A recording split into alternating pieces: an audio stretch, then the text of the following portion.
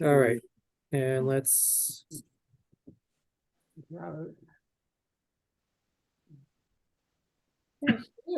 Can everyone see the source sheet? Yes. Yep. Thank you. Okay, so for those who joined a little bit late or on time, there was a slight update to the source sheet. I added 2 relatively short sources at the end. So if you're using the one that was sent in the email, it's a little out of date, but you'll be okay either way. So we're in Parsha Matot-Masei, which is the final Parsha or final 2 Parshiot in Sefer Bamidbar.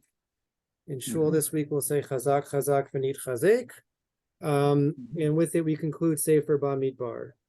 So there's a story, we actually referenced the story last week, and I just wanted to, I wanted to look a little bit deeper into it. There's one fundamental question I wanted to explore, but a couple of other interesting things that come up. And that's the story of Reuven, Gad, and half of Menashe. So it gets very confusing because when we say God here, we mean the tribe Gad, Right. G-A-D, or Gimel Daled, and not God like Hashem. And so that I was listening to a number of shiurim on my drive up to camp, and that was throwing me off the whole time. Every time they reference God, I'm like, where's God in the story? I mean, God's in every story, but okay. And the other slightly different thing is I'm at camp, as I mentioned, so I didn't have access to a printer. So I'm having to read off of the source sheet as I share the screen. So it's going to be a little bit harder to share, read in the Hebrew and share the English, but I think we can figure it out.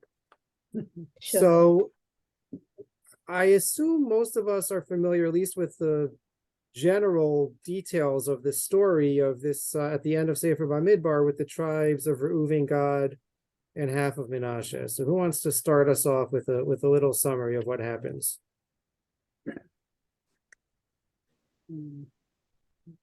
Well, they come to a point on the east. They're still over. They're described as being on the plains of Moab Right. for quite a while there. But for all practical purposes, as soon as they go north, a little bit, they will be definitely on what could be called the eastern bank of the Jordan, or more directly across from Haaretz. So it's kind of funny how it's written, I think. Reuven and Gad come to Moshe and say, wow, look at this land we're going through over here. It has everything that cattle need, and we have cattle. Surprise. There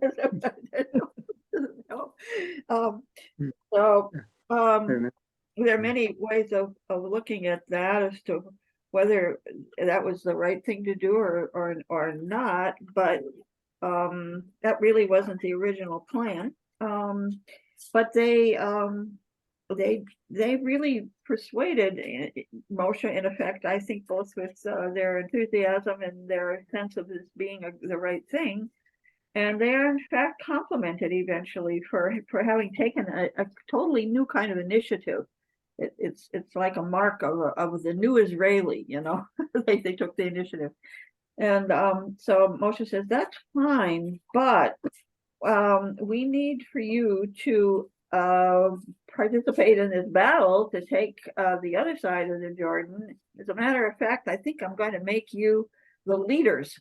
You should go ahead right in there and participate. But then there's this thing about the children and the cattle, that they mention the cattle first and then the children later.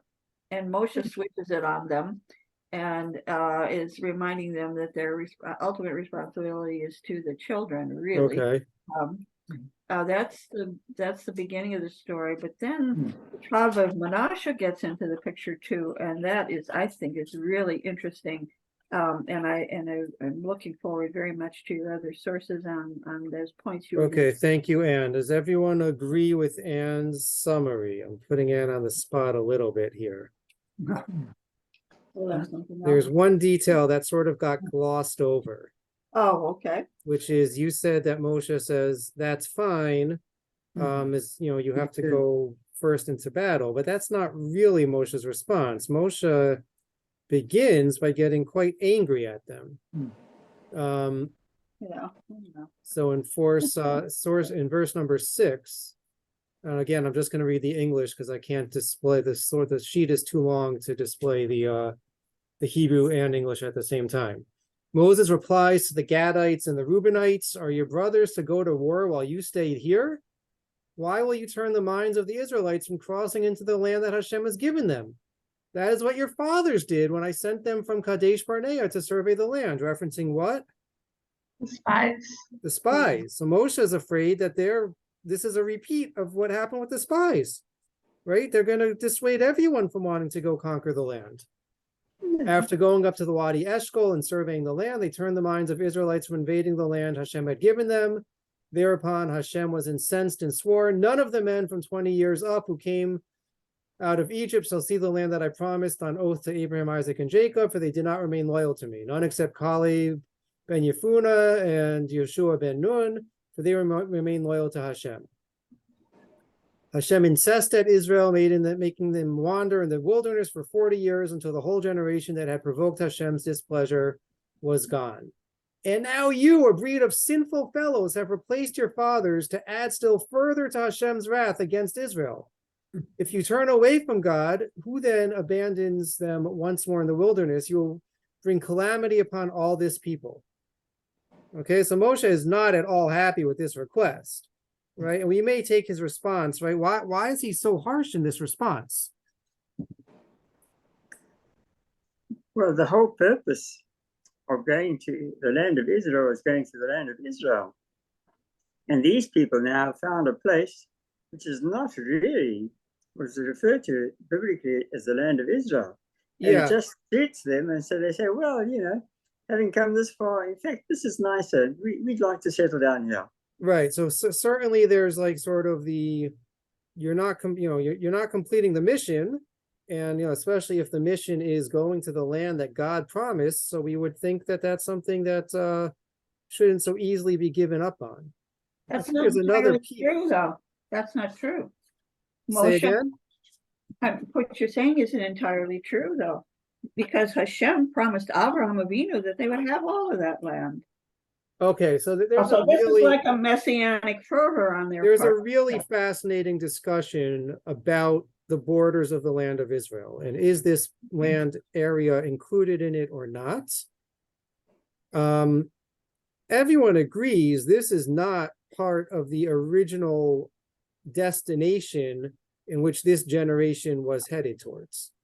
There is serious discussion about once that intended land is conquered, can its kedusha, can its sanctity be expanded further?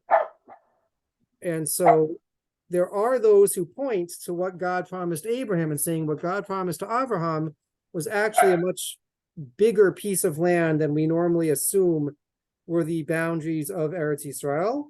And that might be sort of, well, if things go according to plan, then there is the possibility to expand and increase the borders, but it's certainly not part of the original borders. And I'll give a great proof to that is, did Moshe enter the land?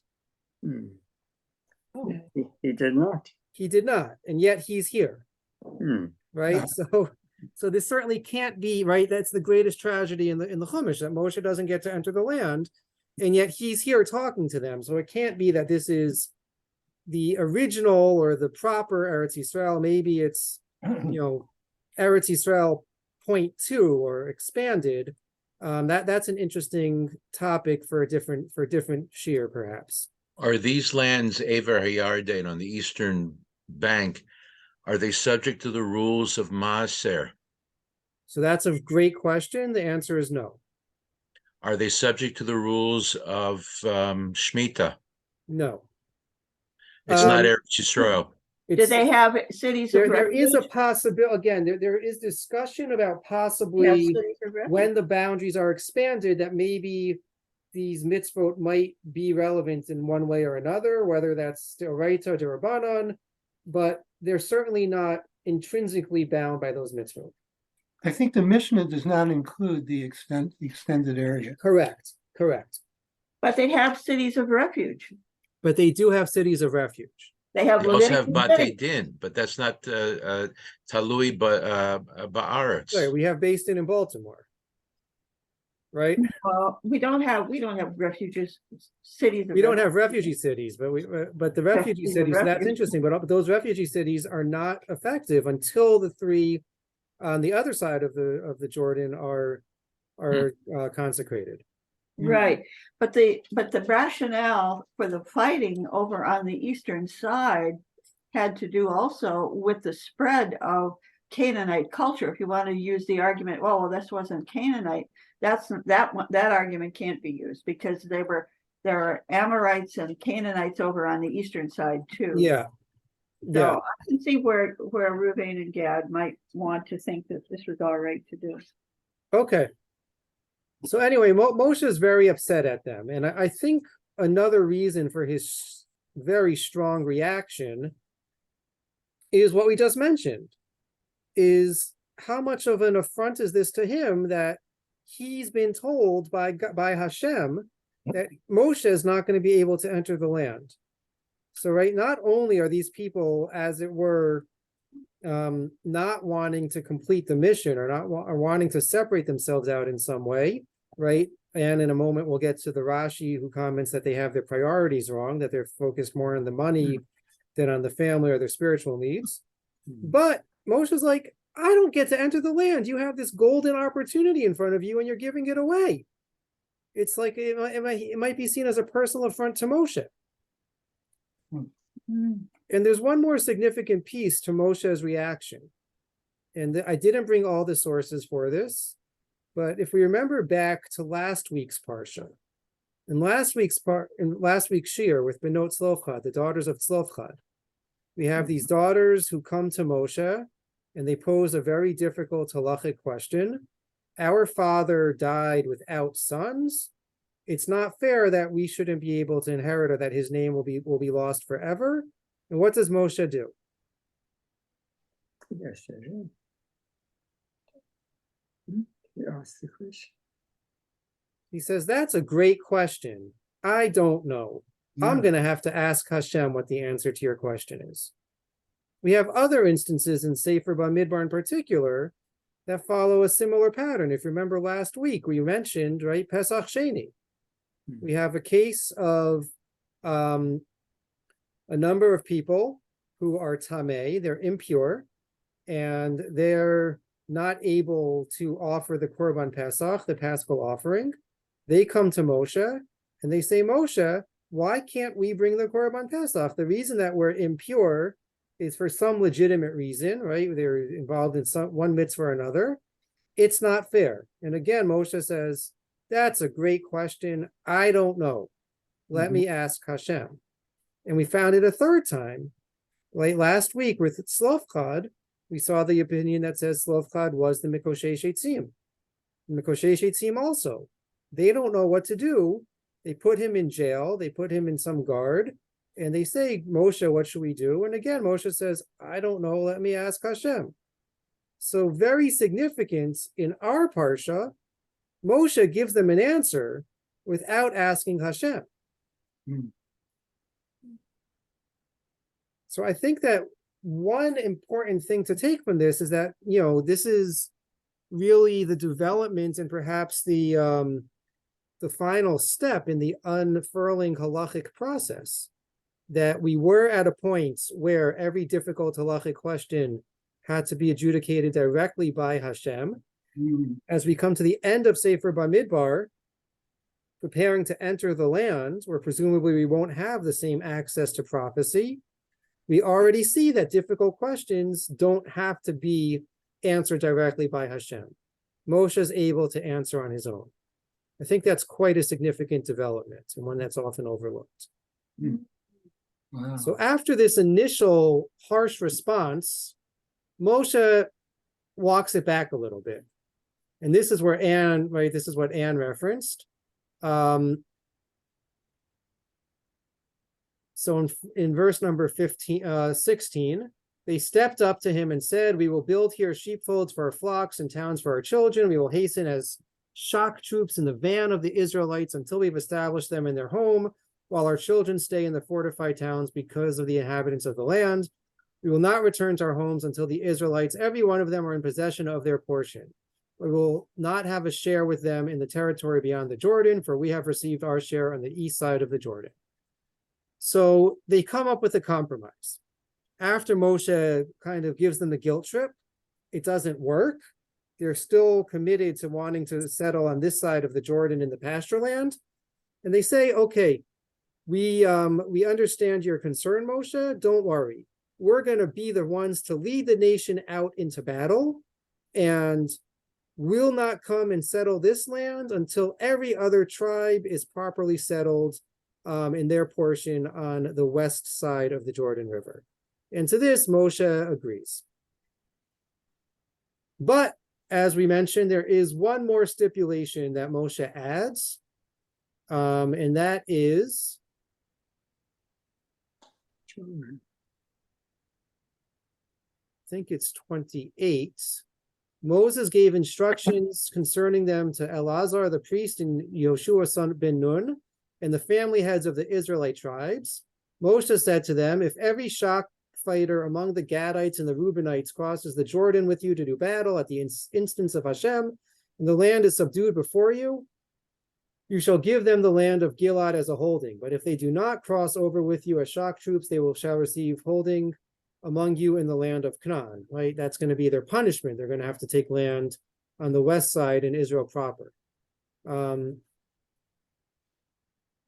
And then in verse 33, so Moses assigned to them, to the Gadites, the Reubenites, and the half tribe of Menashe, son of Yosef, the kingdom of Sichon, king of the Amorites, and the kingdom of Og of Bashan, the land with its various cities and territories of their surrounding towns. What doesn't belong here? Menashe. The half tribe of Menashe. Where did they come from? It was only God and Reuven who made the request. Why is Moshe now including the tribe, half of the tribe of Menashe? And right, where does he get a thought to split the tribe of Menashe in half? That's the fundamental question. But before we get to the fundamental question, I just wanted to share a couple of interesting insights. The first is, sources 2 and 3 are two separate passages from the book of Yehoshua. So in source number 2, which is the very beginning, chapter 1 of Sefer Yehoshua, we see that this is in fact what plays itself out, right? They cross the Jordan River. Joshua comes to God and Reuven and half of Menashe, and he says to them, "Remember the promise you made. You have to lead everyone else out into battle." And they say, "Fine, we'll do that." And then at the very end, chapter 22, after the land is conquered and everyone is settled, then Yehoshua sends them back to this area on the east bank of the Jordan. So this, right, what Moshe's plan is carried out. Okay, but in the context of this discussion, Anne already referenced it. When they originally come to Moshe with their request, they say, "Oh, no, Moshe, you've got us all wrong. Of course, we're going to go fight with the rest of the nation. We're just going to build some pens for our cattle and some cities for our children, so they don't have, they'll stay behind, but we'll lead everyone into battle." So Rashi says, and then Moshe responds back to them, "Okay, if you lead everyone into battle, that's fine. Build cities for your children and pens for your flock." So Rashi notes that Moshe switched the order. That they first mentioned the pens or the barns for their cattle, and then a place for their children to live.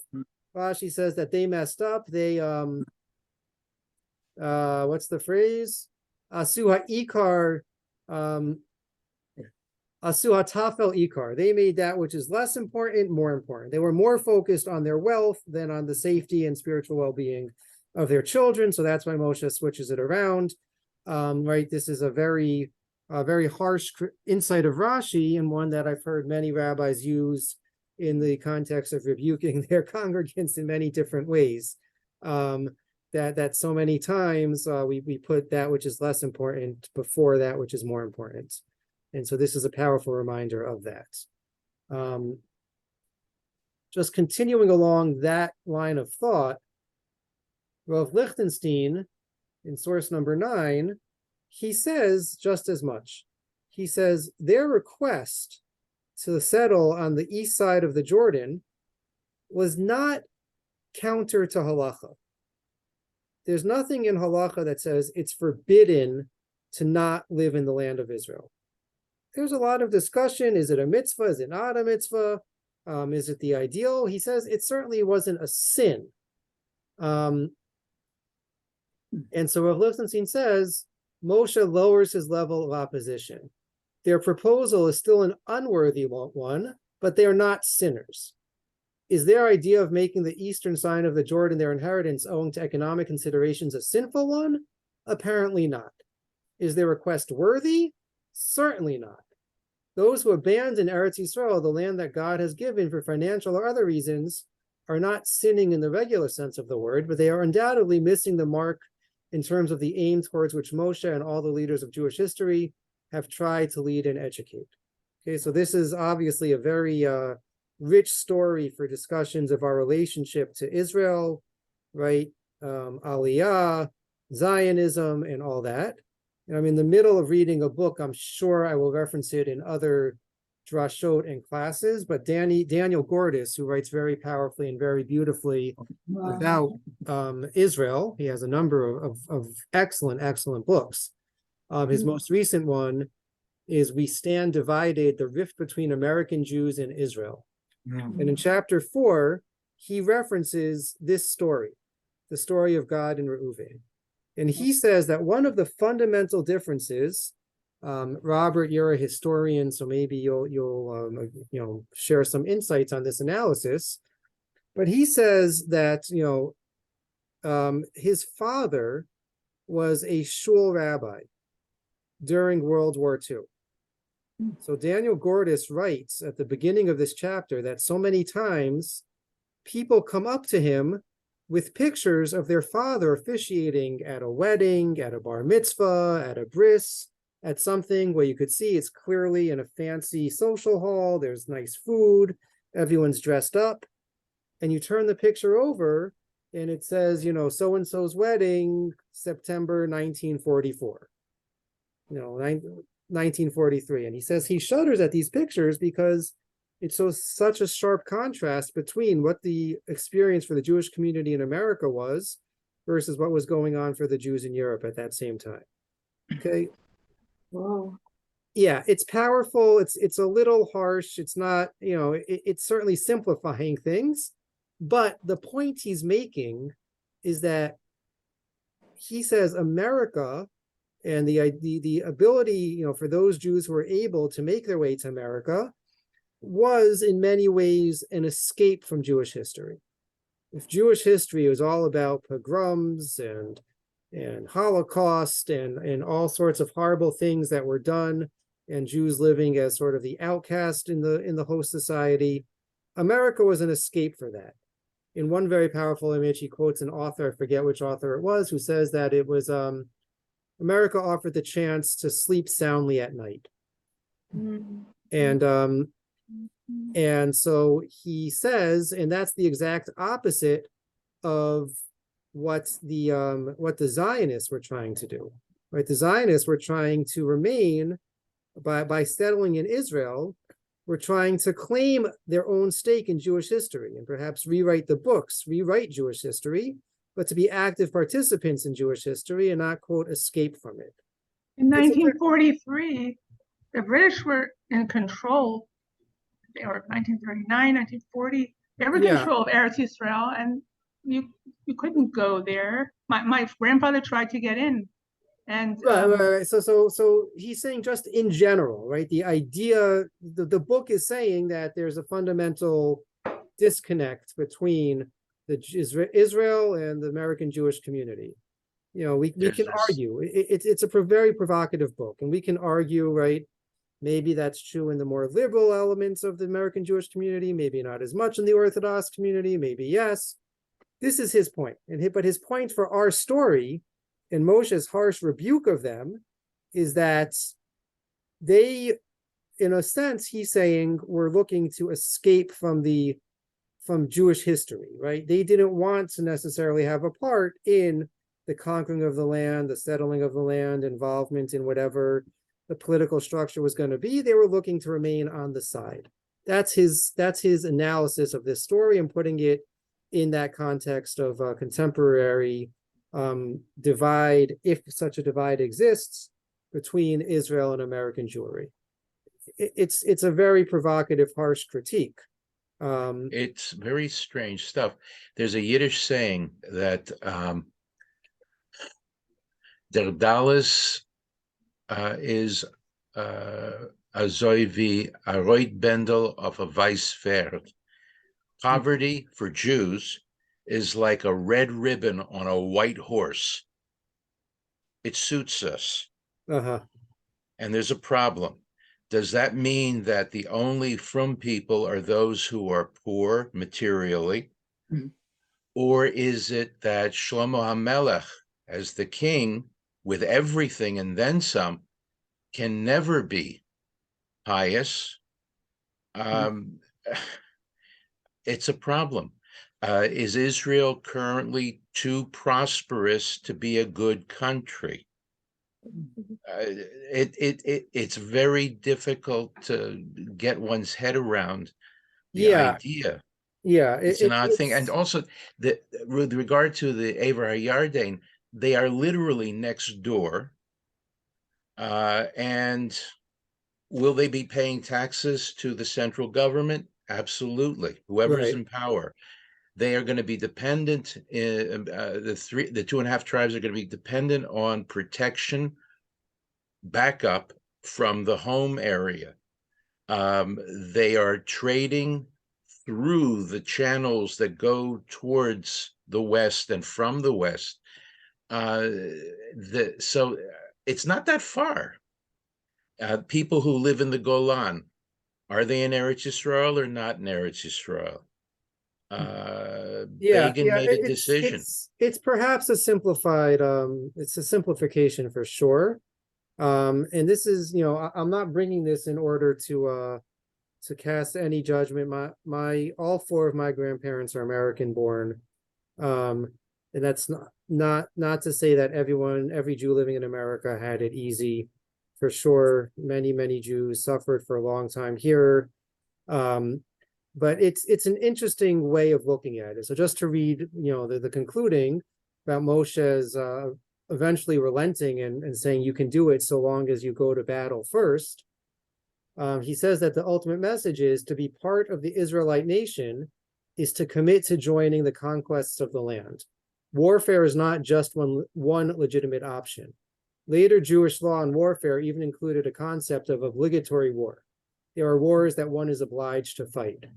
So if they participate actively in the war, in securing of both the land security and the national destiny, so then they remain part of the nation, even if they're living somewhere slightly different. And I think that's an ultimate take-home message for us living in Baltimore, that we're also able to actively participate in the unfolding of Jewish destiny, even if it's not necessarily in the the heart. I would say Israel represents in the community in Israel is the heart of Judaism, Jewish life. Even if we're not in the heart, if we're participating, we have a vital role to play as well. But it's certainly something worth thinking about. Okay, back to the more fundamental question I wanted to look at, which is why does Moshe add the tribe of Menashe, half the tribe of Menashe?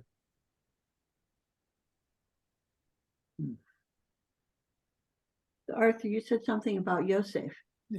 He has a relation to Yosef, or Menashe. He has a relation to Yosef. It's Menashe ben Yosef, right? Right. And the desire for the land was very clear, I guess you could say, to Moshe, based upon what went on with the daughters of Zelophehad. They, and Menashe, if one looks at the census, the third census and then the fourth census, Menashe was the tribe that had the largest numerical increase across between those two periods of time. Oh, yeah. So they were greater, not percentage wise, but just the numbers, or just from a basic diagram can make and see that they increased an incredible amount. Now they weren't the most, they were like what, 52,000 or something like that, and Yehuda and Dan and another tribe were in the 60,000s, but still they had a very big increase. So but they also really, really love the land. So he picked that tribe because he could make sure that the ones over on the eastern side would keep the other group really involved with Israel, because they were so involved with Israel. Okay. Okay. So And that's similar to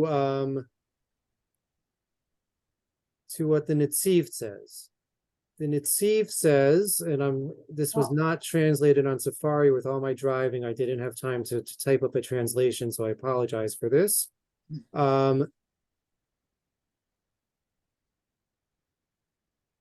Okay, so then Netziv says as follows. Nir'eh b'shvil shera'a Moshe Rabbeinu, de'be'ever hayarden koach haTorah me'at, k'mo shekatav le'el b'shem Avot Rabbi Natan. So Moshe saw that the Torah's influence, or the connection to Torah on the eastern bank, is not as strong as it was on the western bank. I just lost my screen. What just happened? Hold on 1 second. I'm having some technical difficulty.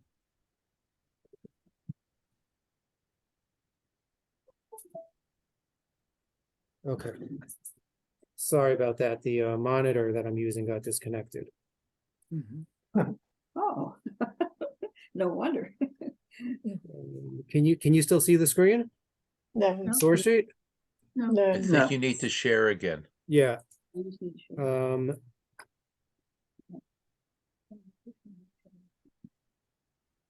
Okay, do you have it now? Yeah. Yeah. Okay. Al kain hishtadel lahashtil bekirbam gedolei Torah shiya'iru mechashchei haaretz be'or koach shelahem. So therefore, Moshe wanted to literally plant with them giants in Torah who will light up the darkness of the land with their great light. Uchtiv mani mechir yardu mechokakim.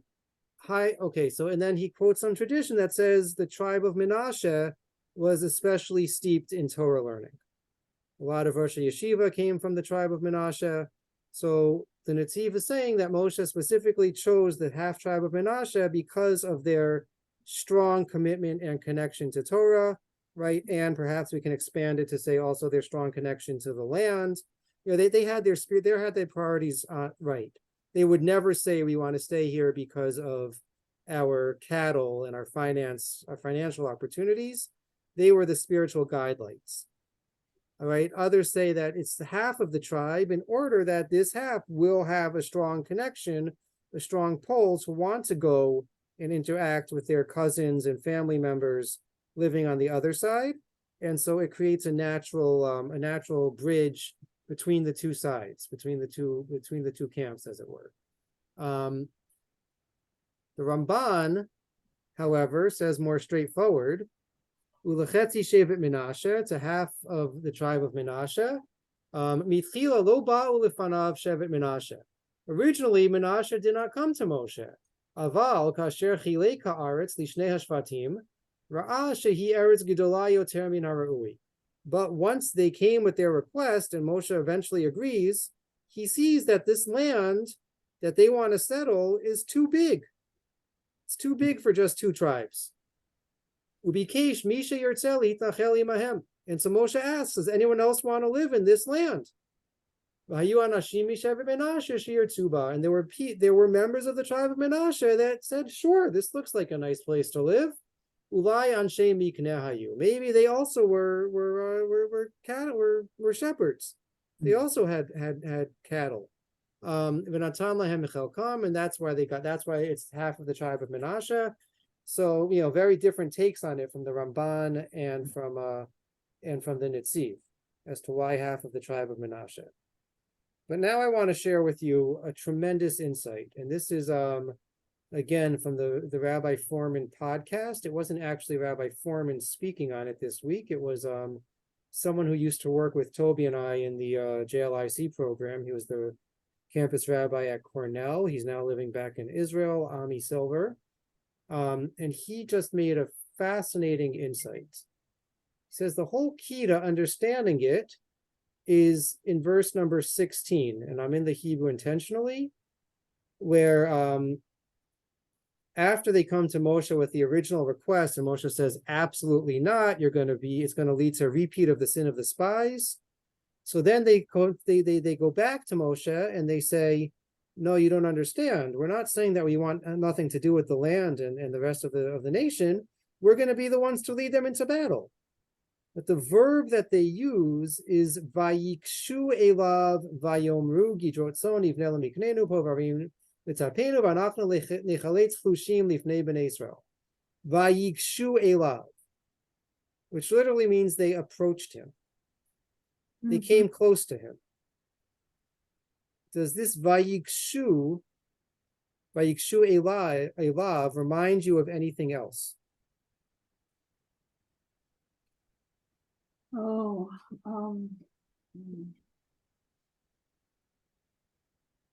there was a negative time, I think, when it was used, but maybe you're not looking for that.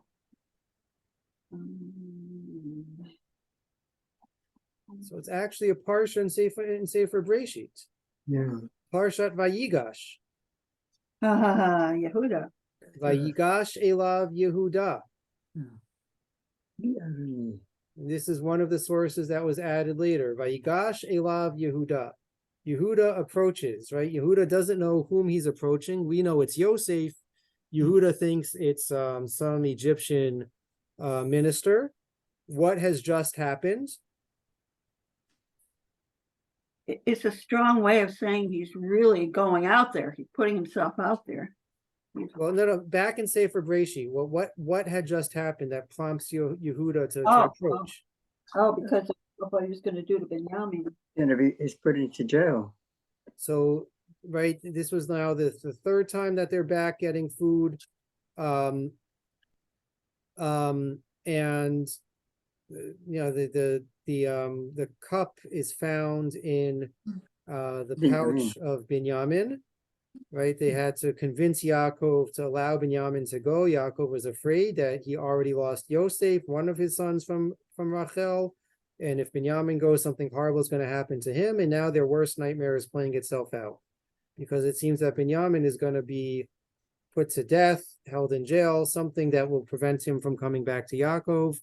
And Yehuda had made a promise that Anochi Arvenu, I will guarantee him, I will guarantee Binyamin's safety if you let him go. And so that's what prompts Yehuda to approach, and he offers a very passionate plea, right? And ultimately, we see that Yosef can't hold himself back anymore, that the emotions tug at his heart too much, and he reveals himself to his brothers and says, Anochi Yosef, I am Yosef, right? Everything's going to be okay in the end. But Vayigash elav Yehuda vayomer bi Adoni Raberna Avdecha Davar Ba'oznei Adoni Va'alichar Chava Avdecha Ki Chamocha Kiparo. Yehuda went up to him and said, please, my Lord, let your servant appeal to my Lord, and do not be impatient with your servant, you who are the equal of Pharaoh. So the point that was made in this Rabbi Foreman podcast by Rabbi Ami Silver is that if we look at it, fundamentally, what's happening with, or what Moshe is afraid is happening, is the exact same thing that Yehuda was afraid was going to happen at the when the cup was found in Binyamin's pouch. That the family, or in our case, the nation, is going to be torn apart by this. That there's not going to be, right, that everything is going to be horrible.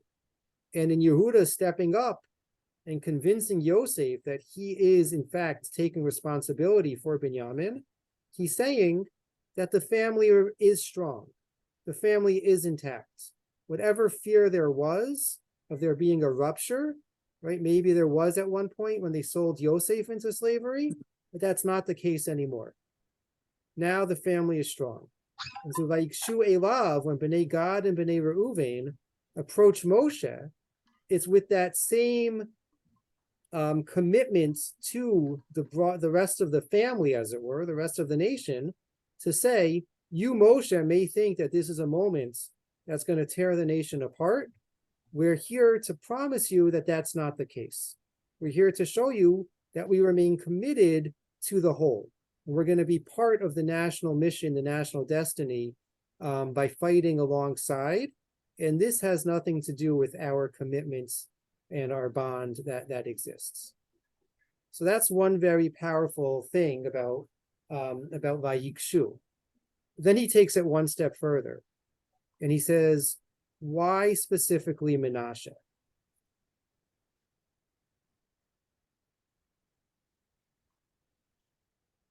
And to answer this, right, there's many Jewish men, Jewish boys that are named Menashe. But if you look at the origin of the name, it's a little bit troubling. So we're back in Sefer Breshit. Yosef yulad shnei banim b'terem tavo shnat hara'av asher yodalo asnat bat Potifera kohen od. Yosef had two sons that he had with his wife Osnat bat Potifera, who was a priest of On. Vayikra Yosef et Shem HaBechor Menashe. Yosef calls the firstborn Menashe. Kinashani Elokim et kol amali ve'et kol beit avi. Meaning, God has made me forget completely my hardship in my parental home. Ve'et Shem Hasheni kara Ephraim ki Ifrani Elokim be'eretz oni. The second son was named Ephraim because God caused me to be fertile or fruitful in the land of my affliction. So the name Menashe means God caused me to forget my hardship in my parental home. Does that sound like a name we want to be giving our Jewish sons? Doesn't sound so nice, right? So maybe that's a poor translation or a misunderstanding. Maybe the point is that right, Yosef is saying, not that I forgot my father's home, but I can see past the pain from my father's home. I can see past the divide. Right? That I've come to a place in my life, Yosef had a pretty good life once he got to his position of power in Egypt, right? I've come to a place where I can see past the pain and the hurts and the embarrassment and all those negative feelings that I had growing up in my father's home and the strife with my brother. I can see past that. I can see, right, I've forgotten the pain, and I can still have fond memories of my family. I can still have fond memories of and feel a sense of connection to my father, to my brothers, to my greater family. And perhaps it's specifically Menashe, Rabbi Silver suggested, it's specifically the tribe of Menashe who represents this ability to see past familial divide, to see past family pain, who comes with who has to be the ones to sort of be the band-aid or be the guarantor that the tribes of Reuven and Gad will not be lost, will not be written out of Jewish history, but will continue to be a part of the greater nation, because Menashe represents that ability to overcome division, to overcome potential disunity, and to remain committed to the family and to the ability to remain connected. Any thoughts on that?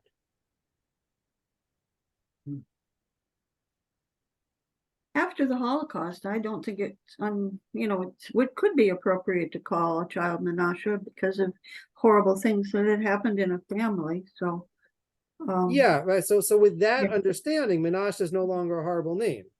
right? Yeah. If we read Yeah. Menashe is, oh, thank God I forgot him at my father's home. All Yeah. those horrible memories of growing up. Yeah, then it's not such a nice name. But if it means I can see past the pain, I can see, I can remain committed. So then it's a beautiful name. And I agree, we should continue to name our boys that.